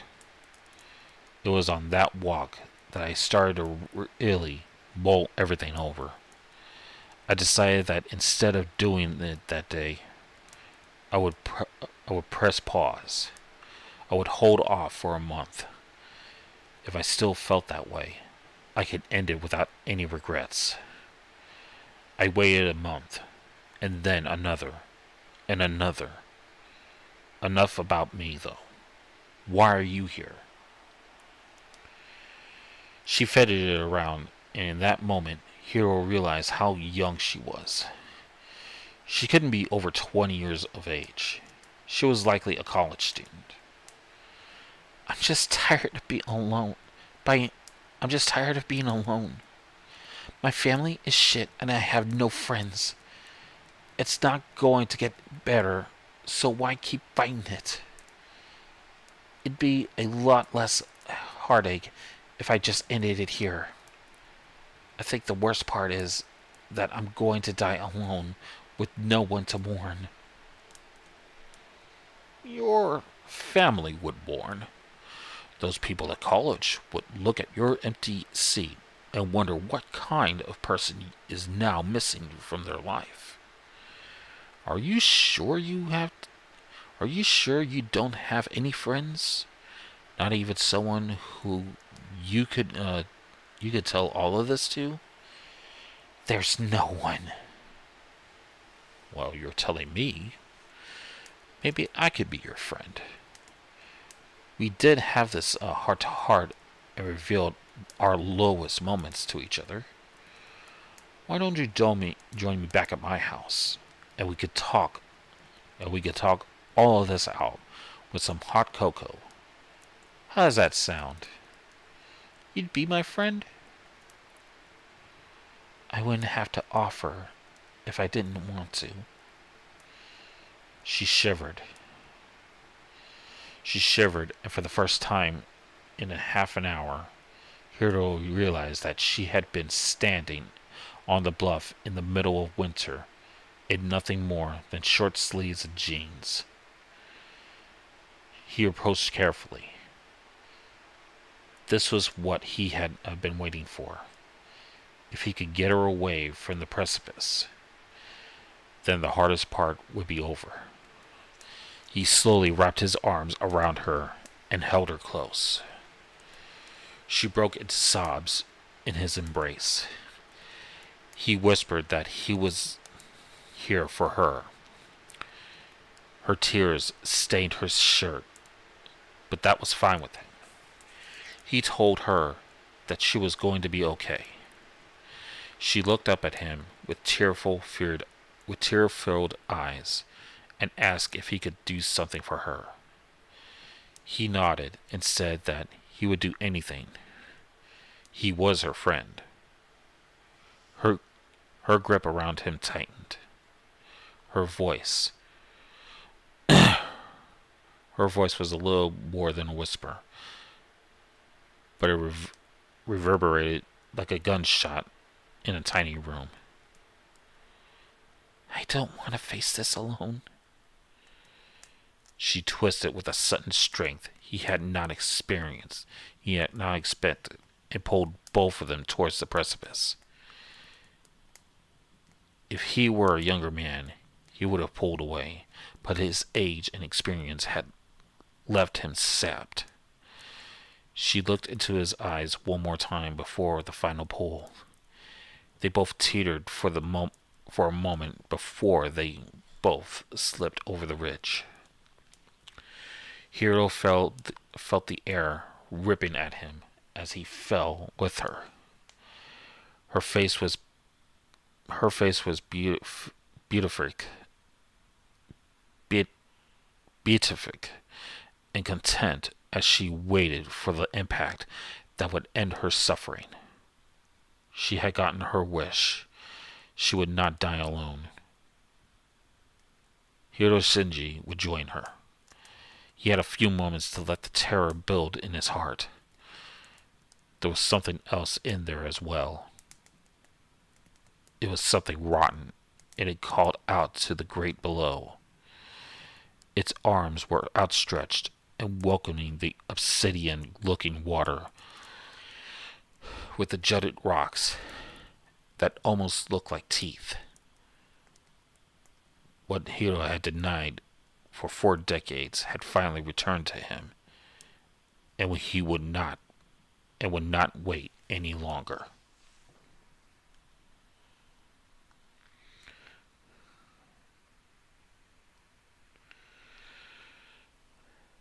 A grave reminder. Yeah, I think I know you. I spent a lot of time full of hate. A hate that was pure sunshine. A hate that saw for miles. A hate that kept you up at night. A hate that filled your every waking moment. A hate that carried you for a long time. Yes, I think I know you. Henry Rollins.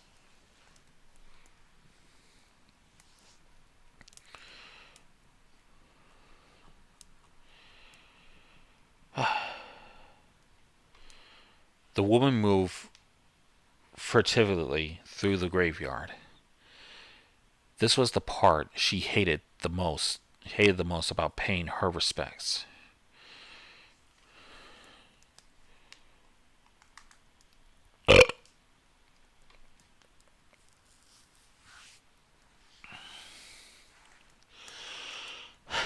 She turned from the main path, where a majority of the headstones were, and went off to a corner of the cemetery. She could feel people's eyes on her, wondering what she was doing, wandering off to the said path and heading to a small patch of headstones that weren't adorned with anything. They almost looked forgotten. For the most part, they were. It was a traditional Catholic cemetery. Frankly, draconian rules. Draconian rules. People who died from suicide could not be buried with the others on hallowed grounds. They were instead shunt off to the side on a part that wasn't technically on church grounds. It was a reminder for her and the rest of the world what her son had done. Her son had taken a rifle, stuck the barrel in his mouth, and depressed the trigger with his toe.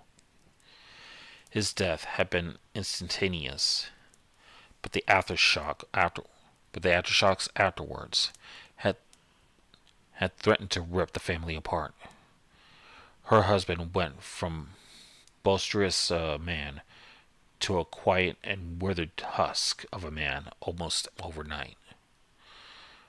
Where the house was once filled with his bellowing laughter, it was now as quiet as the graveyard she stood in.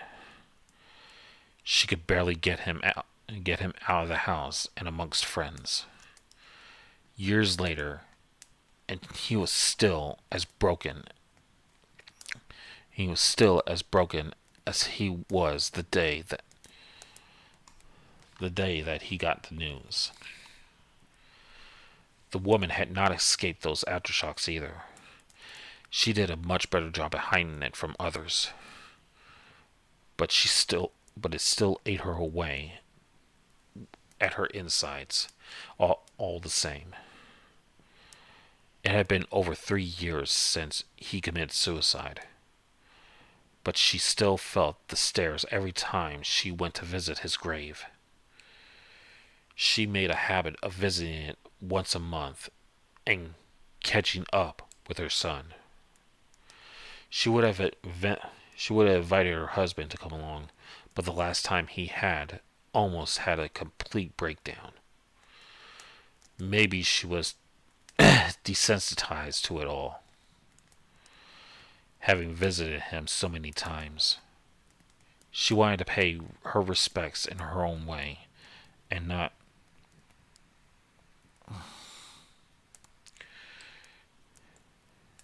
have to worry about appearing strong enough for the both of them.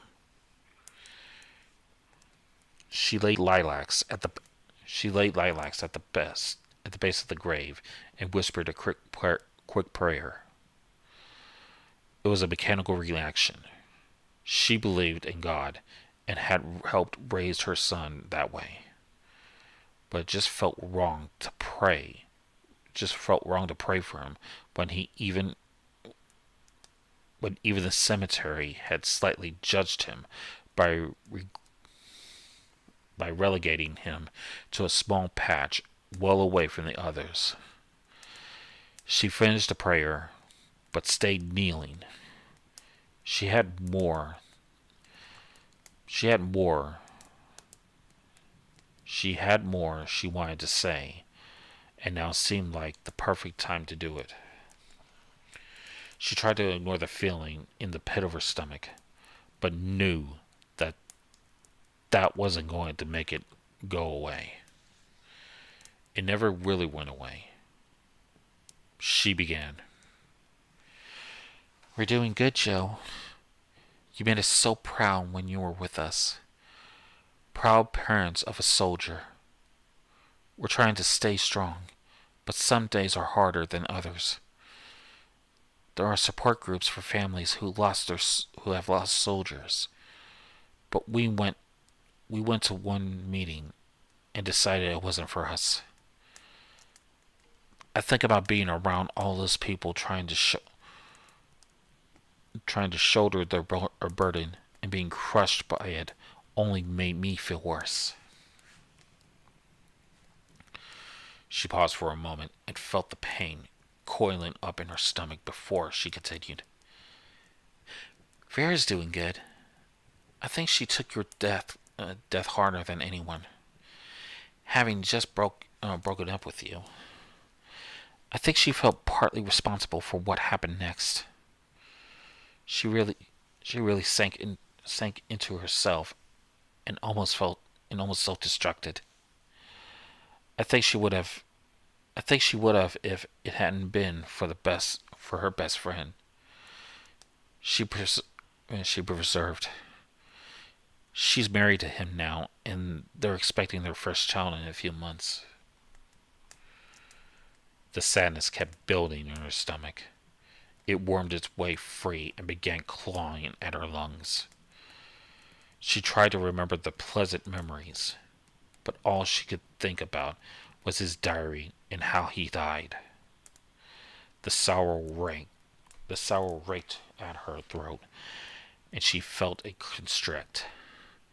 Hot tears began to sear their way down her face. She tried wiping them away, but more followed behind to replace them. There was no denying it. She had to get it out before it ate her away inside. I spent all of these years wondering why you did it. I just couldn't accept it. I just couldn't accept that you would kill yourself. You were such a happy child. I remember your dad chasing you through the backyard before picking you up on his shoulders. Your laughter was infectious. I remember how I could read your face like a book. I knew when you were sad, when you were hiding something, when you were nervous. She continued talking even though her throat burned and her stomach roiled. I knew you were so well. I knew you so well. Or at least I imagine I did. I thought I knew you. But the instant you pulled that trigger, I realized I knew nothing about you. I didn't know that you were what you were going through. I didn't know you had broken up with Vera until she told us. You never confided in me about how depressed you were. She paused. She felt like she was really talking to him, which made the next part all the more difficult. I couldn't come to terms with what you did. It made no sense. You were so happy those last few weeks. You were almost smiling, constantly joking. You had the perfect story for every occasion.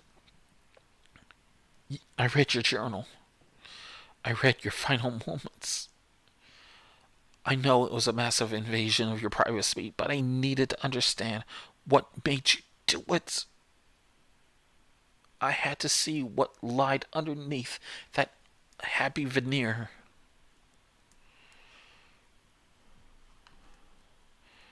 She winced, her eyes shut, as if that would stem the flow of tears. It didn't, and now she felt like screaming. She held on to it.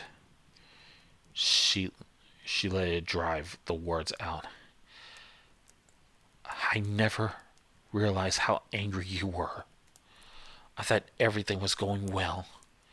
I heard stories of other mothers about their soldier sons, but nothing could have prepared me for something like this. You had so much hate and rage building up inside of you. I didn't realize how angry and depressed you were. I think I know now. The grief inside her twisted and wrenched. She hunched over and wrapped her arms around her stomach in an attempt to make it stop. It built up inside. It built up, and an insidious thought began to squirm free from the decay and the rot that had filled her insides. You were so angry. You were worried about taking us down with you. But we couldn't have helped you. But we could have helped. Really?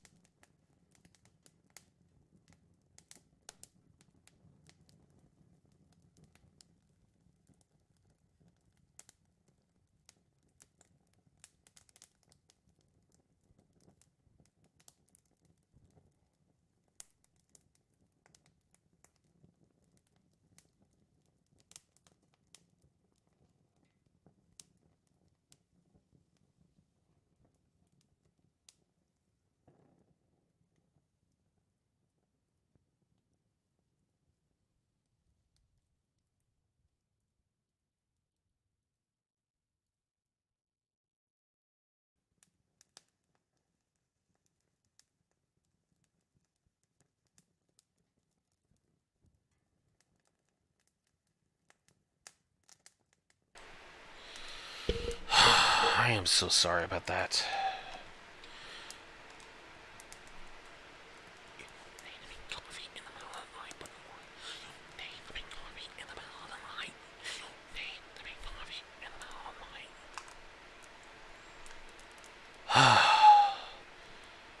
What kind of idiot makes coffee at 1:15 in the morning and makes the excuse that they're already up? No, it doesn't fucking matter if you're already up or not. People sleep.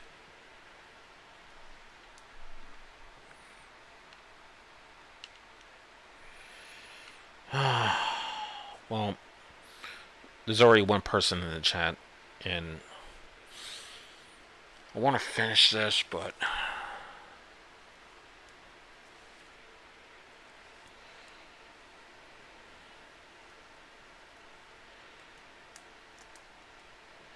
man, this was like fucking depressing. Honestly, this was too depressing, and I don't even know what the hell it was doing in the creepypasta wiki. But I'm gonna put up. Ooh, I can put up a poll.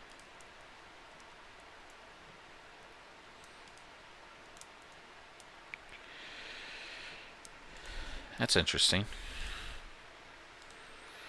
Anyways. Well, there's only one person watching this anyways, so I guess we'll just have to shut it down for tonight.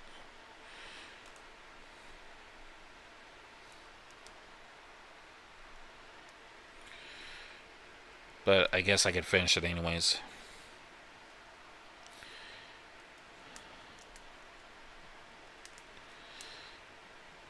I never realized how angry you were. I thought everything was going well. I heard stories from other mothers about their soldier sons, but nothing could have prepared me for something like this. You had so much hate and rage building up inside of you. I didn't realize how angry and depressed you were. I think I know now. The grief inside her twisted and writhed.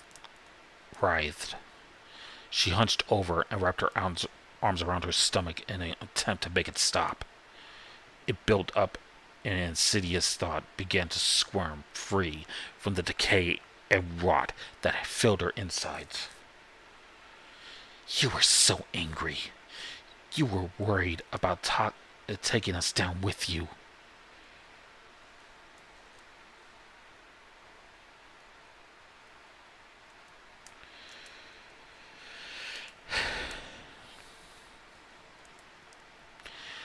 But we could have helped you. We could have gotten help. We didn't know about the boy. We didn't know. The thought disgorged its side from the cancerous mass of mourning in her stomach. It metastasized and spread into her brain. The thought she had buried for so long was now free from the chains that she used to bind it down. It had been spreading inside her ever since she had heard of her son's death. You know, I thought of joining you. It could have been so easy. Your father keeps a gun under the bed in case of intruders. He doesn't even keep it locked up in that lockbox. All I needed to do would be to take it out of the box, load it with the bullets he keeps beside it, and put it up to my temple. It would have been so easy to end it all. I didn't. I didn't do it because I don't want easy. The decay inside her began to crumble away. Your father turned 80 yesterday. You should have seen when he broke out the cake with 80 candles stuck to it. There was barely any room left for the frosting. I bet you would have made a joke about the fire hazards that doing it doing that posed. You should have been there. You should have. But you weren't. You choose to end it, and now you miss this. You're going to miss all of this. The rot that had taken hold of her as she knelt in front of her son's grave and began to recede. You won't be here. We're going to see milestones, miracles, and yes, tragedies. We're going to enjoy the good ones together. Support each other through the bad ones. And we're going to grow. You're not going to be here for any of it. You wanted to escape, and now are you going to miss? And now you are going to miss everything. The flow of tears abated, and she wiped away the remaining stragglers. She felt better. Whether it was the Catholic revelation or her decision about what she was going to do. She didn't know. She stood up. She stood up and looked around. The sun was beginning to set. It was almost time to go. She had just one more thing she wanted to say before she could leave. She was almost swallowed up by the sorrow again. But she fought back. It would never go away completely.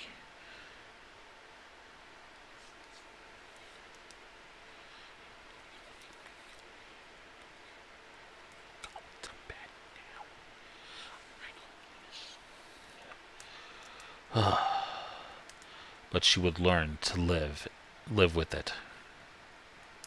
She wouldn't let it hang around her neck like some long dead albatross and weigh her down. I love you, but I can't keep visiting you like this. I come here dozens of times each year since you committed suicide, and I can't keep doing it anymore. I'll visit you every now and then, but I won't forget you. But I can't keep doing this. It's not healthy. She stood up and felt her knees pop after having been on the ground for so long. She traced her fingers across the words.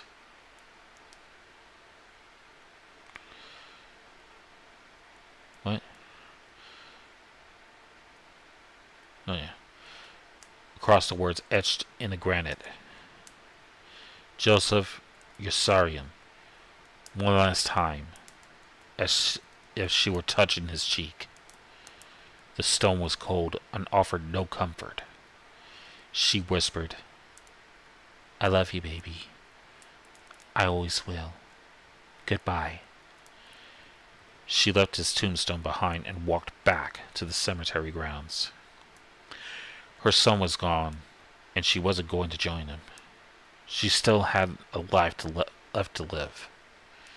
She left the cemetery with her head held high. She walked away from the great below.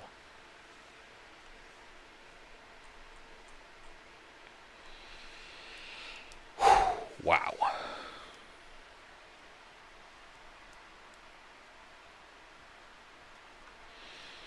Like I said, this is fucking deep. I mean, really deep.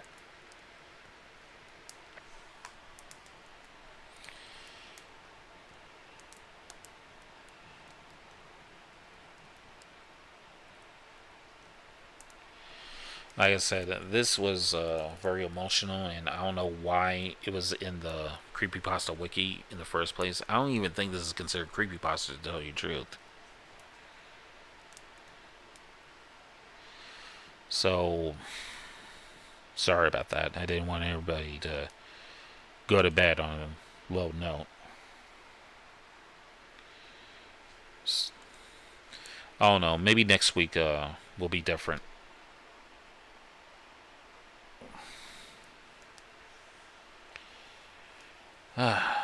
But seeing as the old man is gonna keep doing this or whatever, and probably gonna have to shut it down for the night. And judging by this, it's been 2 hours and 25 minutes. So yeah, I think this will be a good stopping point. So I'm gonna try again next week, if not to the next what's it called, the week after. Maybe do some more stories after dark, and hopefully I can get some live fan submissions, because I would love to read whatever fans submit to me and everything, and I'll bring those stories to life somehow, whether it be through video or through live stream. I think that would be cool. But yeah, I would like to thank everybody that came out here to listen to me narrate these stories, and I hope you all had a good time. I'm going to go out with the usual spiel. Be sure to like, comment, share, subscribe, and enjoy. And be sure to hit the bell for more notifications. And don't forget to check out my social media sites. I pulled up right here. You'll follow me on Twitter, Facebook. You can join the Discord server and join the Nightmare Running Army. If you want, you can donate to my Patreon at The Evil Outcast, with the T, the E, and the O capitalized. Or you could donate me to my PayPal, and all proceeds go to new equipment and software for a better quality of videos. It's not really a requirement, but it is suggested. It is an option. And don't forget to check out my Teespring store to represent your favorite. And we have some new merchandise out. It's the Fleshwalk collection, which will go live soon. So there's that. Oh, and I also have shit. I gotta keep up with these. Keep up with my social media shits. But yeah, I also have yeah, like I said, if you have any stories that you want narrated by me, especially if they're written poems or scary stories, you can check out my subreddit at Evil Outcast Stories, or reddit.com/r/Evil Outcast Stories, and submit your stuff there. Or you can just email them to me at the.evil.outcast84@gmail.com. For now, I'd like to thank everybody for coming out here, and thank you to those who subscribe to me. I'm not going to try to disappoint you, but I can't make any promises there will be something out by the next week. But I will try to do everything I can to put some content out there. So for now, stay safe out there. Wash your hands. Wear a mask if you plan on going out in the morning. Stay hydrated. Do what you gotta do to stay healthy. So until then, until the next video, I will say that I will be seeing you in the shadows.